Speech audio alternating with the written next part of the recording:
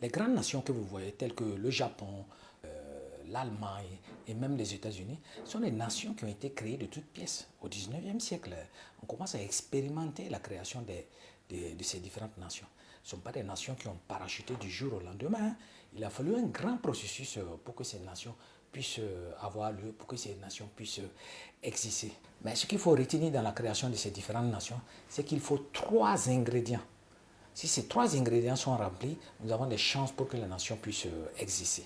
Le premier des ingrédients, c'est un État. C'est-à-dire qu'il faut un État solide.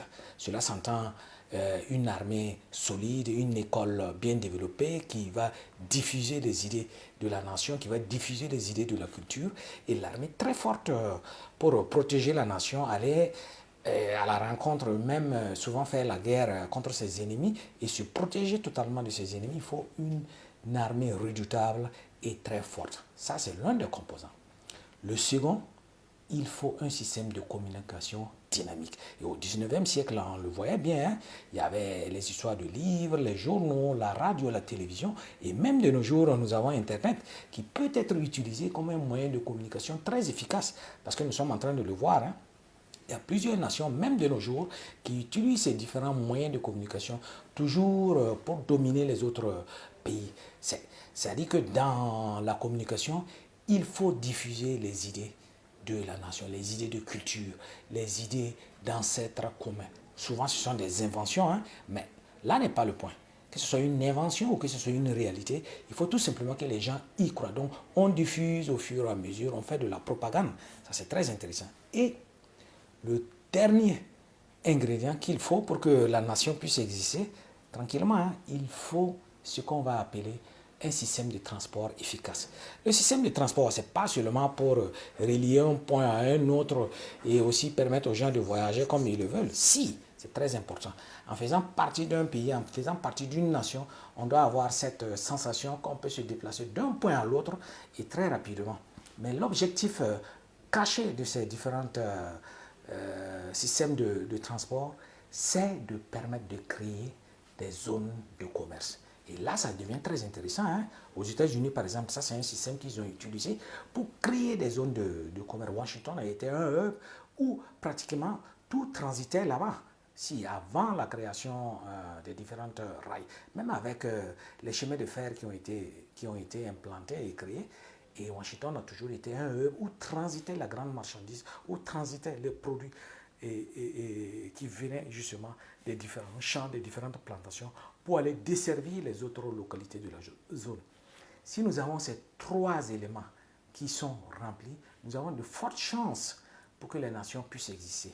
C'est à nous de voir tout autour de nos différents pays en Afrique si nous remplissons réellement ces trois points. Okay? Et ces trois points sont vraiment très essentiels pour la création d'une nation. Si on les a, on a beaucoup de chances d'avoir une nation et d'avoir une possibilité de développement, un développement qui sera durable. Alors, nous allons essayer de voir quelques petits exemples de nations qui ont été créées, telles que le Japon et même l'Allemagne. Ces deux mais sont très passionnants parce que dans ces deux cas, ils se sont basés un peu sur les reliques des empires qui existaient avant pour créer leur nation. En créant un État très fort avec une armée très forte. Au Japon, les Shogunotes étaient là, c'était une armée très forte, mais ils ont été balayés lors de la restauration Meiji. Mais il y avait une armée forte qui a chassé les infidèles, et pas les infidèles, qui a chassé les différents intrus, les Portugais, les Hollandais qui arrivaient justement au Japon, qui a protégé l'île contre les ennemis, qui a défendu réellement l'île. Et en implantant un système d'école. Et dans l'école, on diffusait la grandeur du Japon, on diffusait les notions d'appartenance à ce pays, donc ça devenait de plus en plus fort.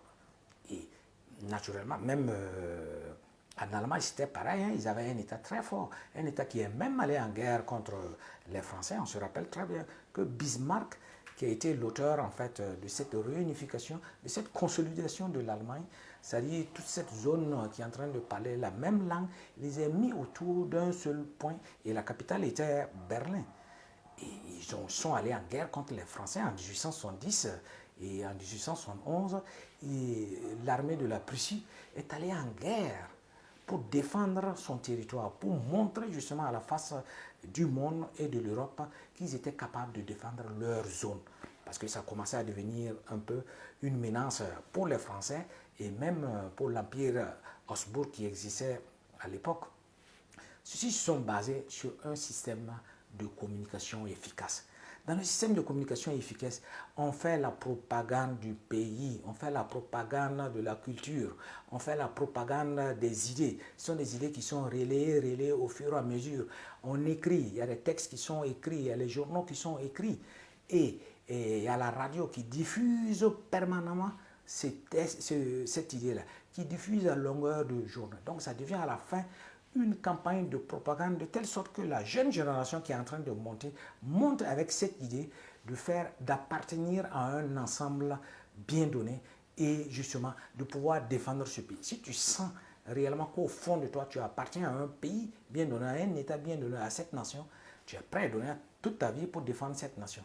Mais si à longueur de journée, on te répète que ton pays ne vaut rien, que ton pays est pauvre, que ton pays est ceci, il y a de fortes chances que tu n'aies même pas envie de défendre ce pays. Toi, supposons que tu sois par exemple un de l'armée, un des forces armées, tu ne vas pas le défendre parce que tu te poseras la question, à quoi bon défendre un pays qui ne vaut absolument rien?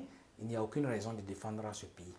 Donc, que ce soit l'Allemagne et même le Japon se sont basés sur ces différents éléments pour bâtir leur nation. Le système de transport a été créé, il faut la maintenir. Parce que ce système de transport, c'est ce système de transport qui permet, par exemple, qu'un point du sud au nord soit relié. Le sud, par exemple, si la en quantité suffisante la production alimentaire, pour que cette production alimentaire puisse être acheminée au nord, peut-être qu'il n'aura pas produit en quantité. Donc, il y a cet esprit de marché-là qui va créer. Donc, l'alimentation, un système de transport qui va transporter les biens, qui va transporter les services, qui va transporter les êtres humains.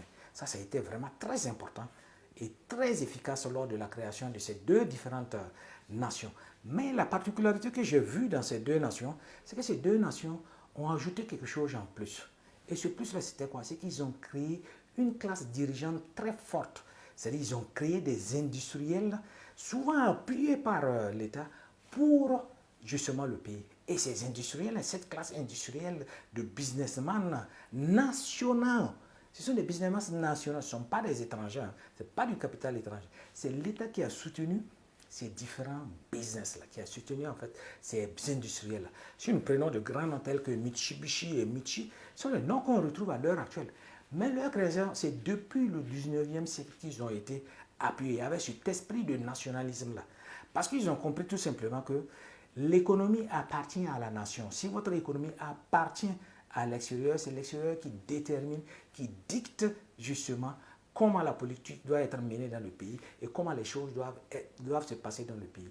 Donc c'est pour cela que ces classes dirigeantes-là sont des exemples très formidables hein, qui ont été créés. Et ça, c'était vraiment très intéressant.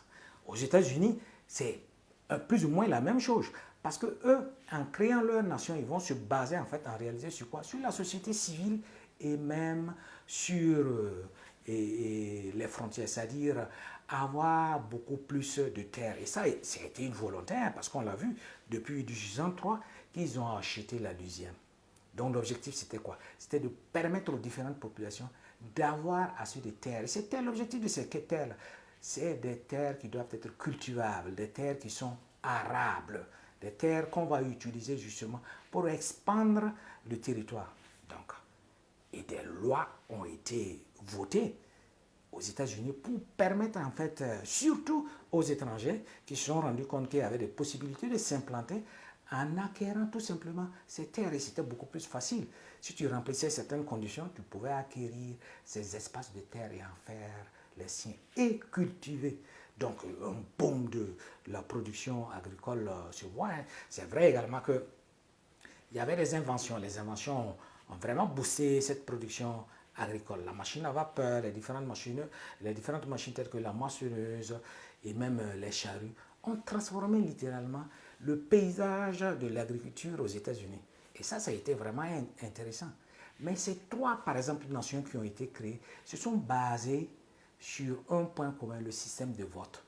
Parce que dans tout pays, alors, Et les habitants des différents pays se disaient tout simplement, OK, je vais bien faire partie de la nation, mais il faut que j'ai mon mot de vote, il faut que j'ai un droit de vote. Donc un système de représentation a été créé dans ces différents pays, un système de représentation qui permet aux individus, qui permet aux citoyens, qui permet à la population de donner son mot, de pouvoir voter. Donc le vote a été très important dans le système de création de ces différentes nations en Europe et même en Amérique. Ça a été un modèle qui les appartenait. D'autres modèles ont également existé. Hein. Donc nous pouvons nous inspirer, nous, par exemple, sur ces différents points pour créer des nations en Afrique. Parce que de créer des nations, c'est vrai qu'on a eu la malchance à un certain moment de l'histoire d'être démantelé, démorcelé, divisé et partagé un peu comme ce qu'on sait. C'était un gâteau qu'on a tout simplement partagé à la conférence de Berlin. On a divisé l'Afrique en fonction des intérêts des colons, pas nous en fonction de nos propres intérêts.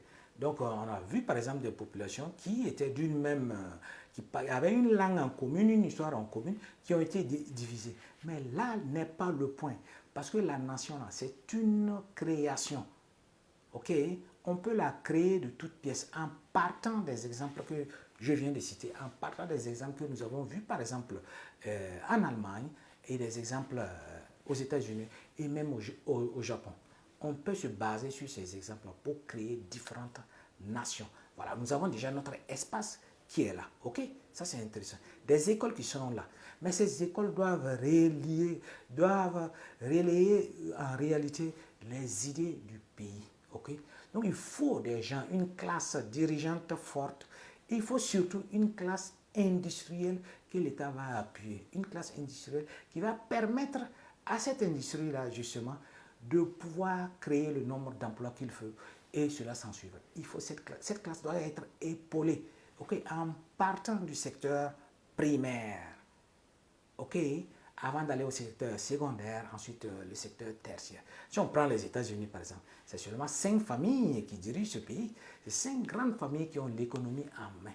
Donc nous pouvons également créer nos champions nationaux dans l'industrie. Non, il ne faut pas qu'on laisse en fait la partie de l'économie en disant que non, ça c'est pas un problème et en se misant beaucoup plus sur la politique. Non, la politique marche en fonction des intérêts des opérateurs économiques. Ce sont les opérateurs économiques qui dictent la politique du pays. Parce que ce sont les opérateurs économiques, ce sont ces industriels à un moment donné qui disent, OK, nous, pour l'avancée par exemple de notre société, on a besoin d'un profil tant de personnes. Et maintenant, l'État va mettre en marche différentes idées pour créer ce profil de personnes qui intéressent à l'usine. C'est ça. L'école a été là tout simplement pour appuyer cette idée-là. Donc l'école fait sortir en fait des produits qui pourront être utilisés dans les différentes usines, dans les différents compartiments des secteurs économiques du pays. L'État fait sortir ces gens en quantité. C'est une production, comme une production industrielle. L'État les fait sortir. Donc on ne peut pas produire à l'école ce qui ne va pas servir à notre propre économie. Nous devons faire la production de ce qui va servir à notre propre économie. Et pour cela, il faut que ces industriels soient appuyés, il faut que ces industriels aient des possibilités de pouvoir investir facilement, d'avoir accès au grand capital et surtout de pouvoir être déchargé d'un certain nombre de taxes pour les premières années de survie. Par exemple, je sais que ça, ce sont des mesures qui sont mises en œuvre dans plusieurs pays. Ok, donc il faut que ça soit national, pas laisser tout entre les mains des étrangers qui vont gouverner et contrôler notre pays parce que c'est eux qui décident.